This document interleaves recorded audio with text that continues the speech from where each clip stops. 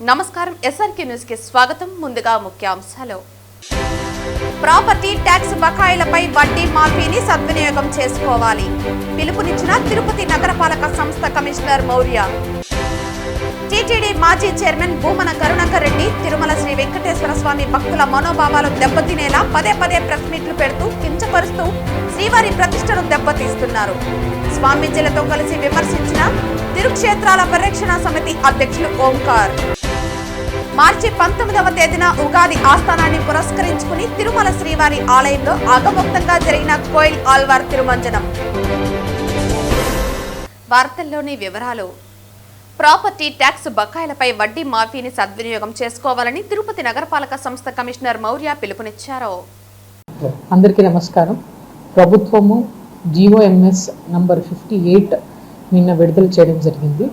అది ఆస్తి పన్ను, బకాయి ఉన్న ఆస్తి పన్ను పైన 50% రాయితీ ఇవ్వడం జరిగింది.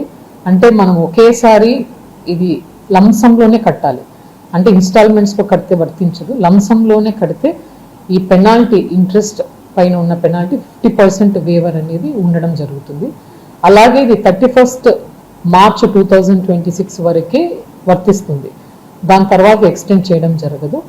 అండ్ ఇంకా ఏదన్నా ప్రాపర్టీ ట్యాక్స్ కట్టవలసిన వాళ్ళు ఉంటే ఈ లంసంలో కడితే ఈ రాయితీ అనేది వాళ్ళకి కంప్లీట్గా రావడం జరుగుతుంది.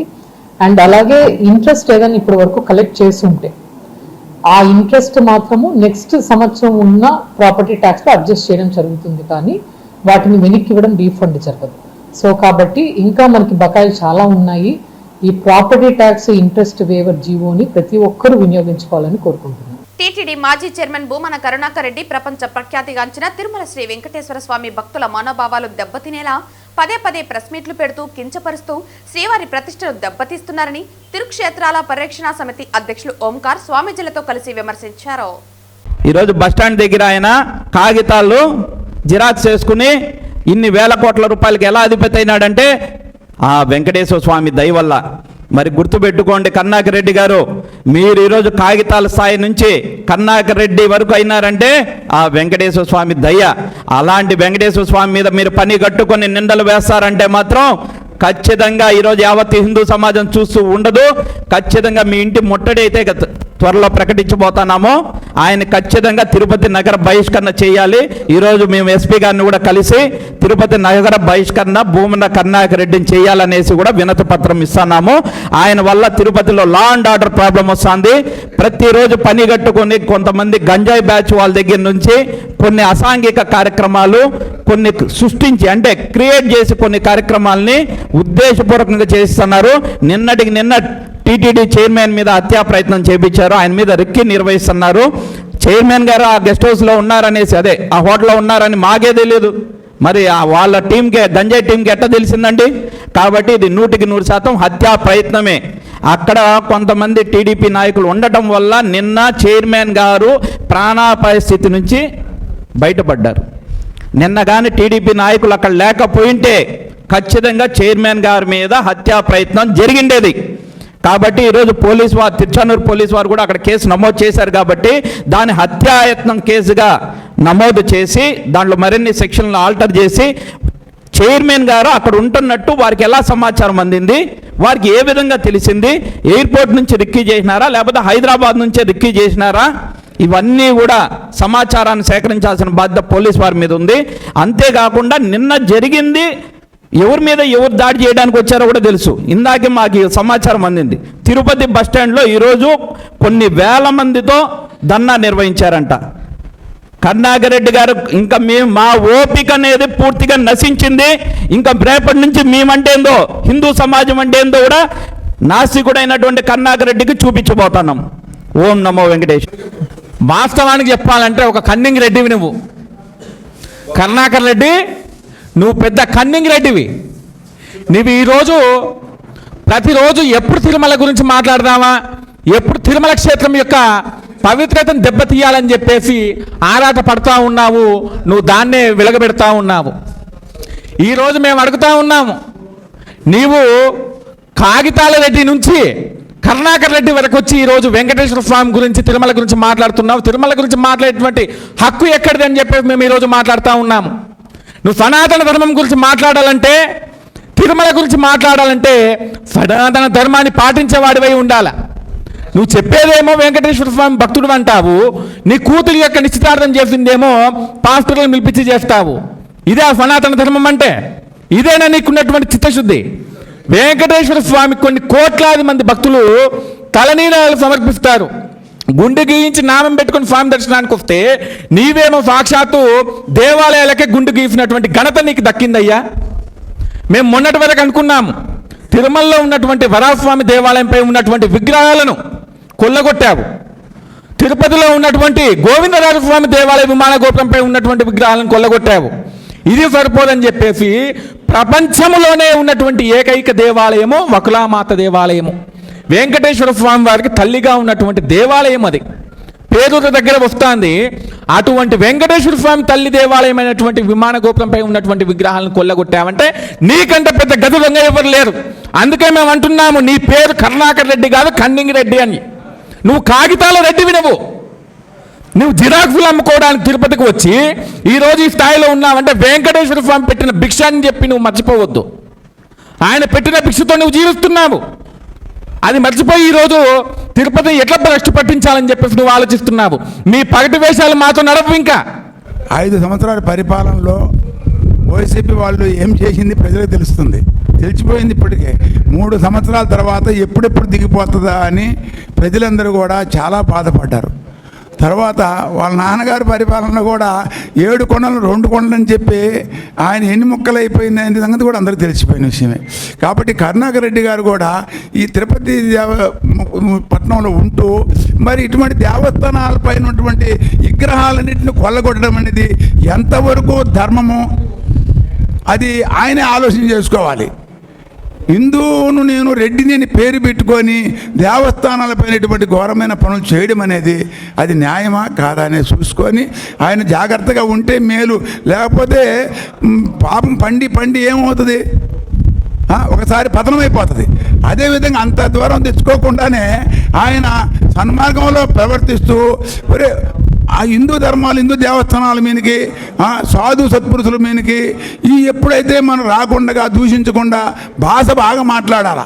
వైసీపీ హయాంలో ఆంధ్రప్రదేశ్ అభివృద్ధి చెందలేదని, కూటమి పాలనలో డెవలప్మెంట్ అధికంగా ఉందని BJP state spokes person Darshanapu Srinivas Vaikapa పాలనపై విమర్శలు గుప్పించారు.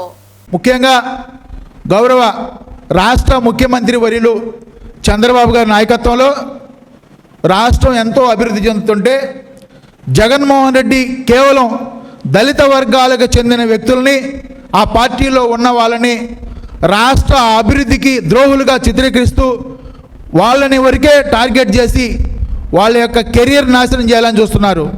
గతంలో బాపట్ల పార్లమెంటు సభ్యుడు నందిగం సురేష్ని అనేకమైన రాజధాని విషయంలో, రాజధాని రైతుల విషయంలో వారి మీద దాడులు చేసే విధంగా గతంలో నందిగం సురేష్ను ఉసుకొలిపాడు జగన్మోహన్ రెడ్డి గారు. నందిగం సురేష్ యొక్క చరిత్ర అంతా కూడా రాష్ట్ర ప్రజలందరూ కూడా తెలిసిపోయింది, అతని అరాచకాలు, అతని వ్యవస్థ ఏందో. ఇప్పుడు ఇక్కడున్న సోదరుడు గురుమూర్తి గారిని పట్టుకున్నారు. గురుమూర్తి గారితో కావాలని కుట్రలో భాగంగానే ఈరోజు అతని చేత హైకోర్టులో పిల్లేయడం జరిగింది. సోదర గురుమూర్తి గారు, రాష్ట్ర అభివృద్ధికి మీరు విఘాతం కలిగించొద్దు, రాష్ట్ర అభివృద్ధిలో భాగస్వామ్యం కండి. పేద వర్గాలకు సంబంధించిన వ్యక్తిగా మీరు ఒక పార్లమెంటు సభ్యుడిగా మిమ్మల్ని మేము గౌరవిస్తాం. కానీ ఈ రాష్ట్రంలో అభివృద్ధికి మీరు అడ్డుపడితే ఖచ్చితంగా మీకు ప్రజలు బుద్ధి చెబుతారు. గతంలో పార్లమెంటు సభ్యుడిగా గెలుపొంది రెండవసారి బోటాబోటీ ఓట్ల మెజార్టీ మీద దాదాపుగా 5,000 ఓట్ల మెజార్టీ మీద నువ్వు గెలిచావు. రాబో రోజుల్లో తిరుపతి ప్రజలు నిన్ను ఇంటికి పంపించడానికి సిద్ధంగా ఉన్నారు. మీకు దమ్ముంటే సరస్వతి భూముల మీద రండి, సరస్వతి భూముల మీద ఫిల్లేద్దాం. గౌరవ ముఖ్యమంత్రి వర్యులు రాష్ట్రంలో అభివృద్ధి కోసం గూగుల్ డేటా సెంటర్ కోసం కూడా దాదాపుగా 10,000 కోట్ల పెట్టుబడులు తీసుకొచ్చారు. అదేవిధంగా టీసీఎస్ ఎన్నో వేల మంది విద్యార్థులకు, ఇంజనీరింగ్ చదివిన విద్యార్థులకు ఉద్యోగాల కోసం గౌరవ చంద్రబాబు నాయుడు గారు అహర్నిశలా పోరాటం చేస్తుంటే జగన్మోహన్ రెడ్డి ఈ రాష్ట్రంలో గత 5 ఏళ్లుగా గంజాయి హబ్బుగా తయారు చేశారు. ఇక తిరుపతిలో చూస్తే తిరుపతి లడ్డే కాదు, రాష్ట్రంలో శ్రీశైలం దగ్గర నుండి విజయవాడ దుర్గమ్మ, విజయనగరం రామతీర్థం, అంతర్వేది నరసింహస్వామి టెంపుల్, అనేకమైన దేవాలయాల మీద వీళ్ళు అధికారులు ఉన్నప్పుడు దాడులు జరిగినాయి. దయవుంచి వీటి మీద నువ్వు ఫిల్ వేయాలా, వీటి మీద నువ్వు పోరాటం చేయాలా. గురుమూర్తి గారు, అభివృద్ధికి ఆటంకం కలిగించొద్దు. ఎందుకంటే ఈరోజు కోర్టు ఏమడిగిందంటే, మీకు ఒక రాజకీయ నాయకుడిగా మీరెందుకు ఇక్కడ హైకోర్టులో ఫిల్ వేశారు? ఏ కంపెనీ కూడా కోర్టుకు వచ్చి కోర్టుకు మొరపెట్టలేదు, మాకు అన్యాయం జరిగిందని ఏ కంపెనీ కూడా చెప్పలేదు. నువ్వెందుకు ఇట్లా పిల్లేసావని కోర్టు కూడా ఇతనికి ముట్టుకాలేయటం జరిగింది. దయవుంచి మీరు గతంలో అధికారంలో ఉన్నప్పుడు ఈ రాష్ట్రానికి ఏ న్యాయం చేయకపోగా, ప్రజలకి ఏ న్యాయం చేయకపోగా, మీరిప్పుడు కూటమి ప్రభుత్వం అధికారంలోకి వచ్చిన తర్వాత మీరు ఇలా వ్యవహరించడం నిజంగా సిగ్గుచేటు. గౌరవ పార్లమెంటు సభ్యులకు మేము తెలియజేసిందంటే, మీరు దయవుంచి ఇలాంటి తప్పుడు ప్రయత్నాలు చేయొద్దు. భవిష్యత్తులో మంచి రాజకీయ నాయకుడిగా మీరు ఉండాలని మీ అందరికీ కూడా భారతీయ జనతా పార్టీ తరఫున మేము విజ్ఞప్తి చేస్తున్నాం. మీ నాయకుడు జగన్మోహన్ రెడ్డి గారు చేసే అరాచకాలు ప్రజలందరికీ తెలిసిపోతున్నాయి. ఎవరైతే ఈ రాష్ట్రాన్ని అభివృద్ధి చేయడానికి ఎవరైతే పాటుపడతారో వాళ్ళ మీద అసత్య ఆరోపణలు చేయటమే వైఎస్ఆర్ కాంగ్రెస్ పార్టీ పనిగా పెట్టుకుంది. దీన్ని మేము ఎండగడుతూ ఖచ్చితంగా గురుమూర్తి గారికి తిరుపతి ప్రజలు తగిన బుద్ధి చెప్పాలని, రాష్ట్ర అభివృద్ధిలో భాగస్వామ్యులు కావాలని, లేదంటే ప్రజలు ఇతనికి తగిన బుద్ధి చెబుతారని వాళ్ళ నాయకుడికి కూడా చెప్తారని కూడా మేము మీడియా ద్వారా వారికి తెలియజేస్తూ, మాకు ఈ అవకాశం ఇచ్చిన పెద్దలందరికీ కూడా ధన్యవాదాలు తెలియజేస్తున్నాం. తిరుమల శ్రీవారి ఆలయంలో మార్చి 19వ తేదీన ఉగాది ఆస్థానాన్ని పురస్కరించుకుని మంగళవారం కోయిల్ ఆర్వార్ తిరుమంజనం ఆగమోక్తంగా జరిగింది.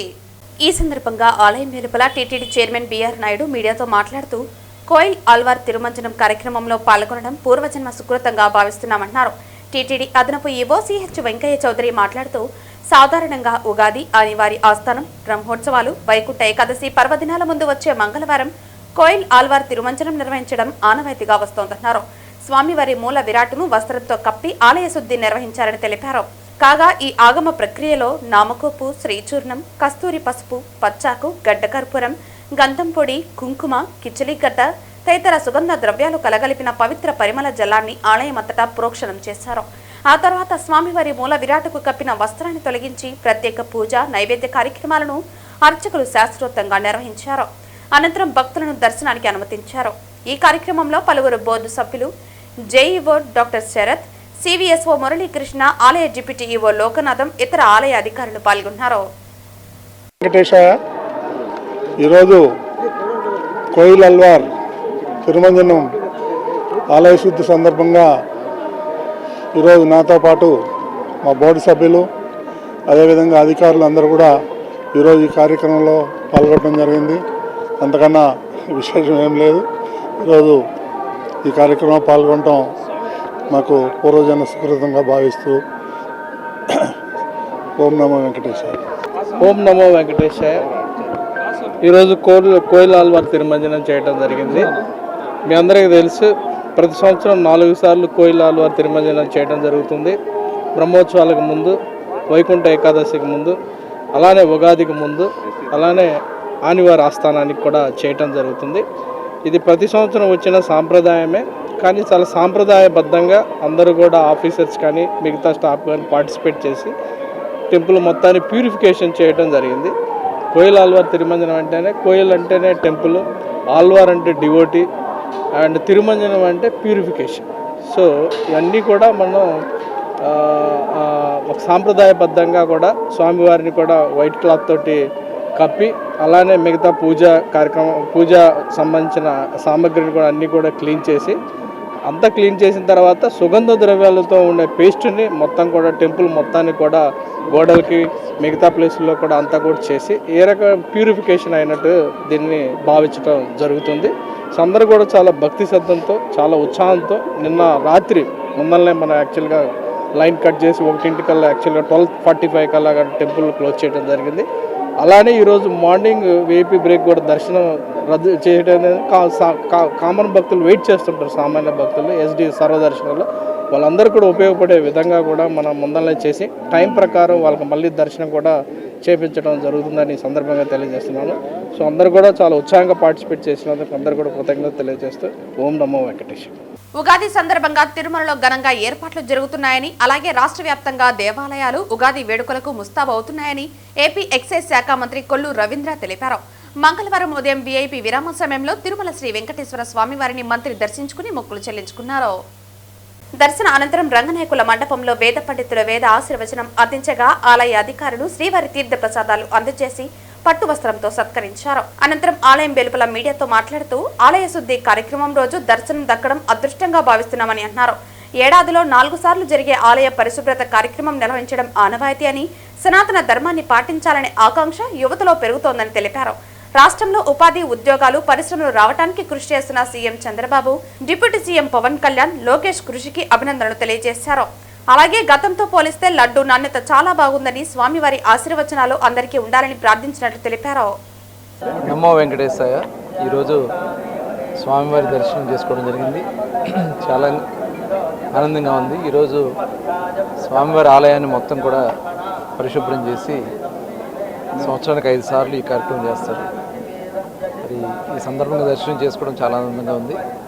స్వామివారి ఆశీర్వచనాలు అందరికీ ఉండాలని చెప్పి మనస్ఫూర్తిగా కోరుకుంటా ఉన్నాను. అలాగే తెలుగువారి సంవత్సరాది పండుగ ఉగాది పండుగ మరి 19వ తారీఖు పెద్ద ఎత్తున ఏర్పాట్లన్నీ కూడా జరుగుతున్నాయి.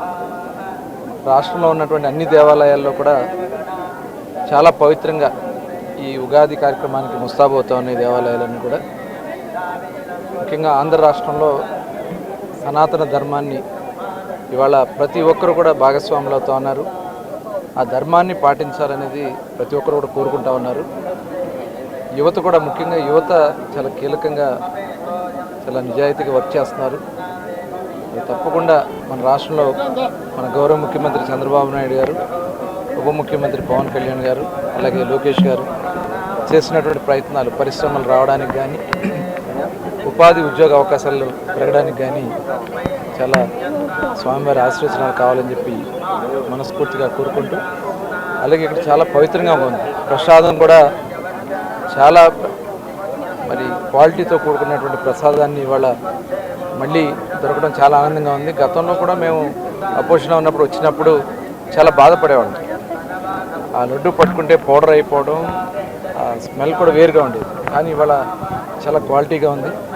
తప్పకుండా స్వామివారి ఆశీర్వచనాలు అందరికీ ఉండాలని చెప్పి మనస్ఫూర్తిగా కోరుకుంటూ, చిత్తూరు వైఎస్ఆర్సీపీ ఇన్ఛార్జ్ విజయానందరెడ్డి ఆధ్వర్యంలో అంబేద్కర్ విగ్రహానికి వినతి పత్రం సమర్పించారు.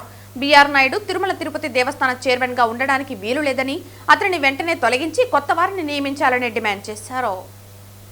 చిత్తూరు వైఎస్ఆర్సీపీ ఇన్ఛార్జ్ విజయానందరెడ్డి ఆధ్వర్యంలో అంబేద్కర్ విగ్రహానికి వినతి పత్రం సమర్పించారు.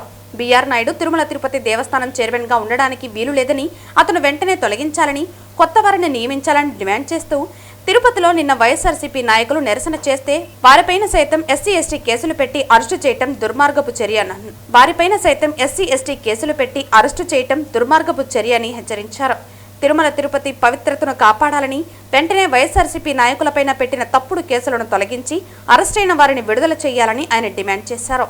ఈ కార్యక్రమంలో వైఎస్ఆర్సీపీ కార్యకర్తలు అధిక సంఖ్యలో పాల్గొన్నారు. మనం చూస్తున్నాం, గత 8 మాసాలుగా కల్తీ నెయ్యి మీద కొనసాగినటువంటి అసత్యపు ఆరోపణలు కావచ్చు, తదనంతరం జరుగుతున్న పరిణామాలు కావచ్చు, ప్రపంచంలోనే నేటి దేవాలయమైనటువంటి తిరుమల తిరుపతి దేవస్థానాన్ని, హిందువుల మనోభావాలని దెబ్బతీసినటువంటి ఈ ప్రస్తుత చైర్మన్ TV5 యజమాని బీఆర్ నాయుడు గారిని వెంటనే పదవి నుంచి తొలగించాలి. ఈరోజు బీఆర్ నాయుడు చేసినటువంటి చర్య చాలా హేయమైనది. ఎందుకంటే తన వయసు 70 పదులు దాటిన ఒక అమ్మాయితో అతను చేసిన రాసలీలలు ఈరోజు బయటపడిన తరువాత కూడా బీఆర్ నాయుడిని ఆ పదవిలో కొనసాగించడం ఇంతకంటే దురదృష్టమైన చర్య ఇంకొకటి లేదు అని కూడా నేను మీ ద్వారా వాళ్ళని తెలియజేస్తున్నాను. అదేవిధంగా గతంలో చూస్తే SVPC ఛానల్లో ఉన్నటువంటి పృథ్వీ అనే ఒక అతనిని కేవలం ఫోన్లో ఏదో సంభాషించారు అని ఒక వార్త వస్తే ఆనాటి ముఖ్యమంత్రి జగన్మోహన్ రెడ్డి గారు వెంటనే పృథ్వీ గారిని పార్టీ నుంచి సస్పెండ్ చేసి ఆ పదవి నుంచి తొలగించిన గొప్ప చరిత్ర జగన్మోహన్ రెడ్డి గారిదైతే ఈరోజు సోయానా అతని రాసలీలకు ఉన్నటువంటి ఆడియోలు వీడియోలు మొత్తం బయటపడినా ఈ రోజుటికి కూడా బిఆర్ నాయుడిని ఇంకా కొనసాగించడం చాలా దురదృష్టం. కాబట్టి ఈ దురదృష్ట చర్యను ప్రశ్నించిన నిన్నటి రోజు తిరుపతిలో అతను ఒక హోటల్లో బస చేస్తున్నాడంటే ఆ జాగాలో ప్రశ్నించినటువంటి మహిళల్ని కావచ్చు, నాయకుల్ని కావచ్చు, వాళ్ళందరి మీద కూడా ఎస్సీ ఎస్టీ కేసు పెట్టి నిర్బంధించడం ఇంతకంటే ఘోరమైన చర్య ఇంకొకటి లేదని కూడా నేను తెలియజేసుకున్నా. కాబట్టి ఆ నిర్బంధించిన వాళ్ళని వెంటనే రిలీజ్ చేసి వాళ్ళ మీద పెట్టినటువంటి తప్పుడు కేసులను సైతం ఎత్తేయాలని కోరుకుంటూ బిఆర్ నాయుడిని వెంటనే ఆ పదవి నుంచి తొలగించి నూతనంగా ఎవరినైనా నిర్మించుకొని హిందువుల మనోభావాలు కాపాడవలసిందిగా కోరుకుంటున్నాం. లేని పక్షంలో ఈ ఉద్యమాన్ని ఇంకా తీవ్రంగా రాష్ట్ర వ్యాప్తంగా ఇంకా తీవ్రంగా కొనసాగుతుందని కూడా హెచ్చరిస్తున్నాం. చిత్తూరు జిల్లా పలనేరు నియోజకవర్గం గంగవరం మండల పరిధిలో సైకో బీరంగం సృష్టించిన ఘటన చోటు చేసుకుంది. స్థానికులపై రాళ్లతో దాడి చేయడంతో స్థానికులు 112కి సమాచారం అందించారు. పోలీసులు అతనిని అదుపులోకి తీసుకుని వైద్య పరీక్షల నిమిత్తం పలనేరు ప్రభుత్వ ఆసుపత్రికి తరలించారు. చుట్టుపక్కల గ్రామాల్లో 2 రోజులుగా మతిస్థిమితం లేకుండా ప్రజలను ఇబ్బంది పెడుతున్న తరుణంలో సమాచారం అందుకున్న పోలీసులు బెంగళూరు జాతీయ రహదారి వైఎస్ రాజశేఖర రెడ్డి విగ్రహం వద్ద పోలీసులు అదుపులోకి తీసుకునే క్రమంలో పోలీసు వాహనాన్ని తీసుకొచ్చి బీరంగం సృష్టించాడు. గంగవరం ఫ్లైఓవర్ వద్ద ఆటోను కారును ఢీకొన్న వీరంగం సృష్టించాడు. గంగవరం ఫ్లైఓవర్ వద్ద ఆటోను కారును ఢీకొట్టి వీరంగం సృష్టించాడు. అందులో పరువులకి తీవ్రంగా గాయాలయ్యాయి. వారిని వెంటనే పలనేరు ప్రభుత్వ ఆసుపత్రికి తరలించారు. మతిస్థిమితం లేని వ్యక్తి వాహనాన్ని అక్కడే వదిలి దగ్గరలో ఉన్న చెరువులో దూకేశాడు. సుమారు 3 గంటలు చెరువులోని ఎవరిని రానికుండా పోలీసులను ప్రజలను భయాందోళనకు గురిచేశాడు. పోలీసులు అగ్నిమాపక సిబ్బందికి సమాచారం ఇవ్వడంతో అగ్నిమాపక సిబ్బంది సంఘటనా స్థలానికి చేరుకుని మతిస్థిమితం లేని వ్యక్తిని అదుపులోకి తీసుకుని అతన్ని వైద్య పరీక్షల నిమిత్తం పలమనేరు ప్రభుత్వ ఆసుపత్రికి తరలించారు. నమస్కారం అండి. సుమారు ఈ రోజు 8:50 ప్రాంతంలో గంగవరం సిఐ గారు ఫోన్ చేసి అగ్నిమాపక కేంద్రానికి ఇట్లా ఒక గుర్తు తెలియని వ్యక్తి వాళ్ళ వాహనాన్ని అపహరించి విచక్షణారహితంగా డ్రైవ్ చేసి పలు ప్రమాదాలకు కారణమైన వ్యక్తి ఒక చెరువులో దాంకుని ఉన్నాడని చెప్పి మనకి ప్రాథమికంగా అగ్నిమాపక కేంద్రానికి సమాచారం ఇవ్వడం జరిగింది. దాంతో మనం మన సిబ్బందితో కలిసి హుటాహుటిన ఆ చెరువు దగ్గరకు వెళ్లి మనం చూడగా అతను మధ్యలో చెట్టు దగ్గర తల మాత్రమే కనిపిస్తుంది, చెట్టు లోపల దాంకొని ఉండడం చూసాము. అంటే అతని వివరాలు ఇంకా మనకు అప్పటికి తెలియదు. అతను విచక్షణారహితంగా జనాలపైకి రాళ్లు వేయడము, ఒక సైకోలాగా బిహేవ్ చేస్తున్నాడని చెప్పి అందరూ గమనించి చూస్తూ ఉన్నారు. మనం ఆ ప్రాంతంలో మన అగ్నిమాపక సిబ్బంది మన దగ్గర ఉన్నటువంటి లైఫ్ బాయ్స్ కానీ లైఫ్ జాకెట్స్ రోప్ సహాయంతో మన సిబ్బంది లోపలికి దిగి అతనికి సమీపించి చాకచక్యంగా అతన్ని పట్టుకొని తీసుకురావడం జరిగింది సురక్షితంగా. అతను అప్పుడు ప్రాణం అంటే కాన్షియస్ లోనే ఉన్నాడు. సురక్షితంగా తీసుకొచ్చి పోలీసు వారికి అప్పచెప్పి అదేవిధంగా మన ఏరియా గవర్నమెంట్ హాస్పిటల్ నుంచి అంబులెన్స్ రాగానే అతనికి ప్రాథమిక చికిత్స కోసం ఇక్కడికి పంపించడం జరిగింది. అతనికి వివరాలు మొత్తం పోలీస్ డిపార్ట్మెంట్ వాళ్ళకి తెలియాల్సి ఉంది. పూర్తి వివరాలు ఇంకా తెలియలేదు కాబట్టి మన అగ్నిమాపక సిబ్బంది రెస్క్యూ చేసి అతన్ని బతికిచ్చి ఇక్కడ గవర్నమెంట్ హాస్పిటల్కి పంపడం జరిగింది. సైడ్ లో వస్తా అంటే వ్యాన్ టాటా సుమో వచ్చింది గుద్దుకోముడిచినాడు. మేము సైడ్ లో ఉంది స్లో చేసేసింటాం కారు, టిఫిన్ తిందామని స్లో చేసినాం. మేము అక్కడ చిన్నగా రాలేదు వాడు ఫాస్ట్. చంద్రగిరి మండలం అగరాల సమీపంలో పూతలపట్టు నాయుడుపేట జాతీయ రహదారిపై రోడ్డు ప్రమాదం జరిగింది. బంగారుపాలెం నుంచి తిరుపతికి వస్తుండగా అదుపు తప్పి కారు బోల్తా పడింది. ఈ ప్రమాదంలో ఒకరు మృతి చెందగా మరొకరికి తీవ్ర గాయాలయ్యాయి. బంగారుపాలెం నుండి తిరుపతికి వస్తుండగా అదుపు తప్పి కారు బోల్తా పడింది. ఈ ప్రమాదంలో ఒకరు మృతి చెందగా మరొకరికి తీవ్ర గాయాలయ్యాయి. బంగారుపాలెం మండలానికి చెందిన నరేంద్ర నాయుడు మృతి చెందినట్లు సమాచారం. సురేంద్ర నాయుడు తీవ్రంగా గాయపడ్డారు. పోలీసులు సంఘటనా స్థలానికి చేరుకున్నారు. మృతదేహాన్ని పోస్టుమార్టం నిమిత్తం రుయ్ ఆసుపత్రికి తరలించారు. గాయపడ్డ వారిని చికిత్స నిమిత్తం చంద్రగిరి ప్రభుత్వ ఆసుపత్రికి తరలించారు. చంద్రగిరి పోలీసులు కేసు నమోదు చేసి దర్యాప్తు చేస్తున్నారు.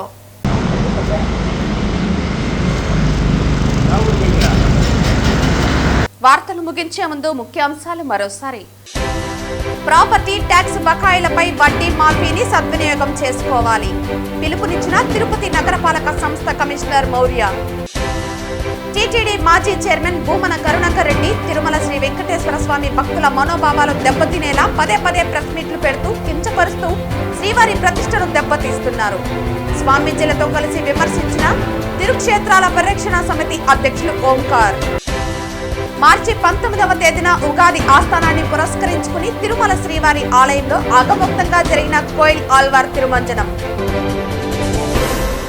ఈ వార్తలు ఇంతటితో సమాప్తం. తిరిగి వార్తల్లో మళ్ళీ కలుద్దాం. అంతవరకు సెలవు. నమస్కారం.